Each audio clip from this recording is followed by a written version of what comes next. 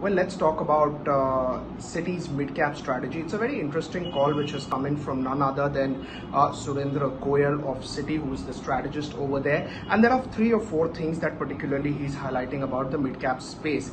So firstly, he said that globally, you have seen a lot of redemption as far as mid-cap, small-cap side of funds are concerned. And that is one of the key reasons that the small-cap and the mid-cap space was particularly not doing that well or not getting that re-rated.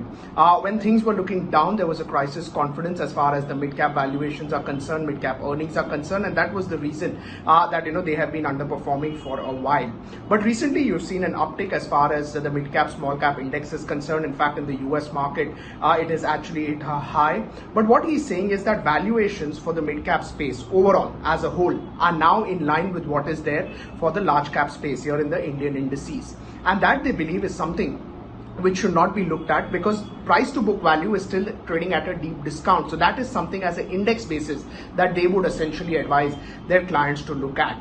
Does that mean that all the mid-cap stocks are a buy? Really, no. They have a portfolio list which we'll just talk about, and that is something which they believe will do well. So sector leaders, within the leaders, companies that have great return ratios, companies in Q2 for the result season overall as a mid-cap and the small-cap space has shown great cost savings, great operating leverage, and that's always the case. Whenever the economy picks up, a small-cap company tends to grow much faster than a large-cap because of the base, because of the opportunity that they get versus the larger players, and that is something which they have reiterated, that in Q2, earnings for the overall broader markets were not that bad, cost savings were high, management commentary was decent, and they believe that as the economy tends to pick up, which means the growth estimate which was expected to decline quite sharply, as it reduces, the small cap and the mid cap side of the market will actually benefit much more. Now, interestingly, talking about their picks. So, they have right from cement to the chemical company to a financial space that they have as a part of their top pick.